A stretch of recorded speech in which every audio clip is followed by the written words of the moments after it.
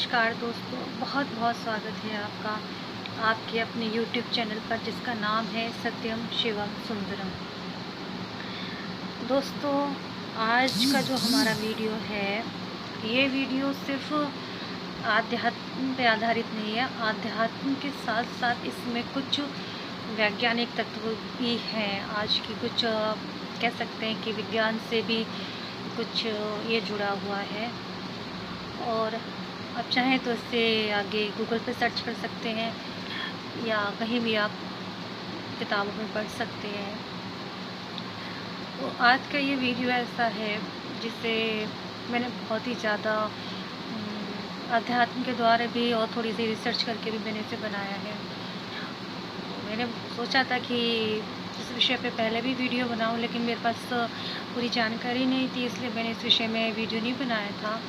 अब चूँकि थोड़ी बहुत जानकारी मुझे हासिल हो चुकी है परमात्मा के द्वारा भी, कुछ मेरे अध्ययन के द्वारा भी, तो मैंने सोचा कि इस विषय में वीडियो बनाया जाए। मित्रों, आपने सुना होगा और अधिकतर धार्मिक किताबों में भी मैंने लिखा है, जैसे कि मैंने बाइबल भी पढ़ी थी, उसमें भी ये जिक्र था कि लोग जो है हज़ारों सालों तक जीवित पहले रह लेते थे। हिंदुओं के अनुसार भी ऐसी मान्यताएं हैं कि लोग हज़ारों लाखों सालों तक पहले जीवित रह लेते थे, लेकिन कलयुग में इंसान की आयु जो है सबसे कम है। ऐसा क्यों है?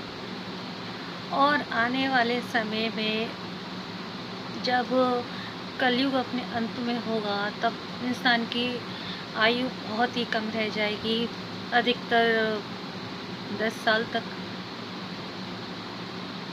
छोटी उम्र में बच्चे ज़्यादा होने लगेंगे। ऐसा मैंने सुना है कि 6 वर्ष की कन्याएं भी जब बच्चे पैदा करने लगेंगी तभी कलयुग का अंत होगा। अगर ऐसा देखा जाए तो ऐसा तो हो चुका है आज से 80-90 साल पहले, जब 6 वर्ष की कन्या ने ऐसा किया था, एक पुत्र को जन्म दिया था 6 साल की उम्र में। इसका मतलब है कि कलयुग खत्म होने वाला है। नहीं, इसका एक वैज्ञानिक तथ्य है, इसका एक वैज्ञानिक कारण भी है। ऐसा क्यों? शास्त्रों में कहा गया है कि कलयुग के अंत में इंसान की जो उम्र जो है ज़्यादा से ज़्यादा 10 साल रह जाएगी, और पुराने ज़माने में हज़ारों लाखों साल पहले इंसान की आयु भी हज़ारों लाखों साल पहले हुआ करती थी। इसका एक वैज्ञानिक तथ्य है। इसका वैज्ञानिक तथ्य ये है, ये तो अच्छा, आध्यात्म और विज्ञान को आपस में जोड़ना ज़रूरी है। माफ़ कीजिएगा, हमारा जो छोटा सा पपी है वो भौंक रहा है। शायद बाहर कोई आया होगा, इस वजह से वो भौंक रहा है, तो इस वजह से थोड़ा सा डिस्टर्बेंस हो रहा है। लेकिन आप उस पर ध्यान ना दें, मेरे वीडियो पर पूरा ध्यान दें। तो उसका एक वैज्ञानिक तथ्य ये है कि प्राचीन समय में इंसान की आयु इतनी अधिक होती थी, और आने वाले समय में इतनी कम क्यों रह जाएगी, और वर्तमान में जो है वो इतनी क्यों है। मित्रों, जब सृष्टि की शुरुआत हुई थी, सृष्टि की, तब जो दिन थे वो 24 घंटे के नहीं होते थे। आप इसका अध्ययन करें तो आपको उसका अनुमान हो जाएगा। सृष्टि की जब रचना हुई थी तब दिन 1-2 घंटे से लेके 6-7 घंटे के हुआ करते थे। जब मानव की उत्पत्ति हुई तब भी दिन 24 घंटे के नहीं होते थे, ज़्यादा से ज़्यादा 6 घंटे के, 8 घंटे के, 10 घंटे के। 10 घंटे का एक दिन रात मिला के होता था। तो उसके आधार पर आप सोच सकते हैं कि साल जो होते थे वो किस आधार पर होते होंगे। जैसे आज 365 दिन मिलाकर एक साल होता है, तो आज के 365 दिन, यानी जो आज का जो एक साल है, उस ज़माने के घंटों से अगर इसे तुलना करी जाए तो अंदाज़ा हो जाएगा कि आज का एक साल वहाँ उस ज़माने के कितने साल के बराबर था। और इसी वजह से उस ज़माने में लोग हज़ारों लाखों साल जीवित रह लेते थे। अब आज के समय में इंसान की आयु बताई गई है 100 साल, हालांकि 100 साल से कम जो है एक स्वस्थ आदमी ही जी पाता है। बहुत कम ही होते हैं जो 100 या 100 से ऊपर भी अपनी आयु प्राप्त कर लेते हैं। लेकिन आजकल 70, 80, बहुत ज़्यादा 90 साल तक। तो इसकी वजह यही है कि उस ज़माने में जो लोग इतना लंबा जीते थे क्योंकि उस ज़माने में दिन छोटे होते थे। आज जो है दिन बड़े होते हैं। आज 24 घंटे को मिलाकर एक दिन होता है। 12 घंटे का दिन, 12 घंटे की रात, इसे मिलाकर एक दिन होता है। 365 दिन मिलाकर एक वर्ष पूरा होता है। और आने वाले समय में ये जो है दिन और बढ़ जाएंगे। आज जो 365 दिन हैं वो आने वाले समय में और बढ़ जाएंगे। हो सकता है कि दूना हो जाए, 365 का दूना, या उससे भी ज़्यादा हो, तिगना हो, चौगुना हो जाए। जिसकी वजह से जैसे शास्त्रों में बताया गया है और मैंने भी सुना है कि उस ज़माने में छोटी उम्र में भी लोग काफ़ी मैच्योर नज़र आने लगेंगे। इसकी वजह यही हो सकती है। आज जो हमें बालक नज़र आता है उस ज़माने में वही एक संपूर्ण व्यक्ति होगा। एक पुरुष स्त्री जो है उसकी आयु इतनी होगी, एक पूर्ण पुरुष पूर्ण स्त्री की आयु। इसकी वजह यही है क्योंकि जो दिन होंगे वो बढ़ जाएंगे। जो एक साल हमारा आज 365 का है वो दूना, तिगना, चौगुना हो सकता है।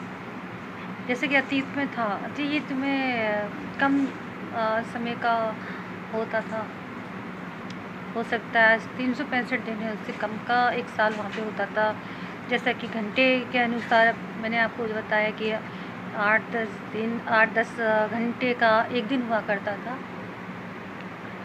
और उसी के अनुसार पता लग सकता है कि एक साल जो है कितने दिनों का होता होगा।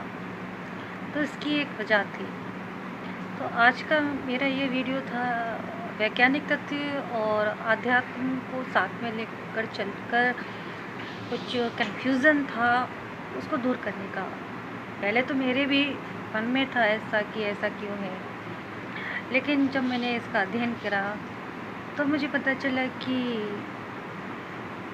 ऐसा इसलिए है क्योंकि आने वाले समय में दिन बढ़ते रहते हैं। और ऐसा इसलिए भी होता है, ये दिन क्यों बढ़ रहे हैं, क्यों ऐसा हो रहा है, क्योंकि जो ब्रह्मांड है ना ये फैल रहा है, इसका लगातार विकास हो रहा है। ग्रह नक्षत्र जो आज हमारे पास हैं ये धीरे धीरे हमसे दूर जा रहे हैं। चंद्रमा जो आज हमसे लाखों किलोमीटर दूर है, कभी महज कुछ 100 किलोमीटर या फिर 1000 किलोमीटर ही दूर था, आज ये हमसे लाखों किलोमीटर दूर जा रहा है। इसी तरह से और भी जो ग्रह नक्षत्र हैं वो भी हमसे दूर जा रहे हैं। और ऐसा इसलिए हो रहा है क्योंकि ब्रह्मांड फैल रहा है। ब्रह्मांड का लगातार जो है फैलाव हो रहा है, जिसके कारण असर हमारे दिनों पर पड़ रहा है। इसलिए घंटे भले ही ज़्यादा कम होते रहें, दिन भले ही ज़्यादा कम होते रहे, पर इंसान का जो या फिर जीव जाति का जो भी शारीरिक विकास है वो तो इसी के अनुसार होगा। उसका घंटों से और दिनों से कोई फ़र्क नहीं पड़ता। कहते हैं ना कि उम्र तो सिर्फ एक नंबर है सिर्फ। तो ये सब चीज़ें मायने नहीं रखती हैं। और जो कहते थे पहले के लोग क्या खाते थे जो लाखों हज़ारों साल जीते थे, या आज के लोग क्या ऐसा क्या खाते हैं, या आगे की पीढ़ी ऐसा क्या खाएगी जो इतना कम जिएगी, उतनी कम उम्र में इतनी मैच्योर नजर आएगी। इसकी वजह कुछ नहीं है, इसकी वजह मेन तो यही है। बाकी खान पान अपनी जगह है ही है। हम इतना प्रदूषण फैला रहे हैं। अच्छा, प्रदूषण की बात आई तो एक बात और है कि उस ज़माने में प्रदूषण कम था, हो सकता है आज के मुकाबले कम था, हरियाली थी, इतना औद्योगिक क्रांति भी नहीं हुई थी उस समय, तो थोड़ा बहुत तो प्रभाव था, लेकिन उस ज़माने के हिसाब से वो भी काफ़ी था। रामायण महाभारत युग को आप देख सकते हैं, उसमें कैसे कैसे शस्त्र चलते थे, क्या उनसे प्रदूषण उत्पन्न नहीं होता था, तब होता था, और इसका असर वातावरण पर भी पड़ता था। आज के हिसाब से अब जो भी है ये भी वातावरण पर असर डाल रहा है। तो ये सब चीज़ें तो पुराने समय से आ रही है, भले कम थी, कभी ज़्यादा थी, आज हो सकता है थोड़ी ज़्यादा हो, आने वाले समय में और ज़्यादा हो, थोड़ा बहुत तो असर इसका होता है। लेकिन इसके साथ ही एक मुख्य वजह भी यही है जो मैंने आपको यहाँ पर बताई, और मुझे उम्मीद है आपको मेरा ये वीडियो पसंद आया होगा।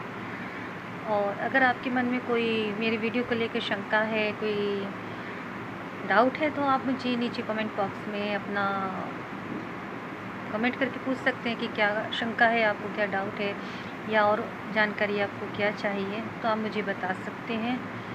और कोई सलाह, कोई सुझाव देना चाहें तो वो भी आप दे सकते हैं।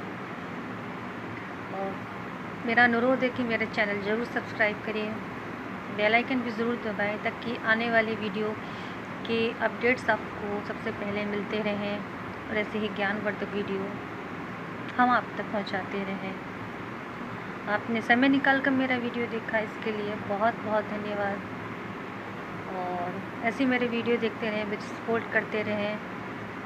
आपका दिन शुभ हो, मंगलमय हो। बाय बाय, धन्यवाद। जय माता दी, जय गुरु जी।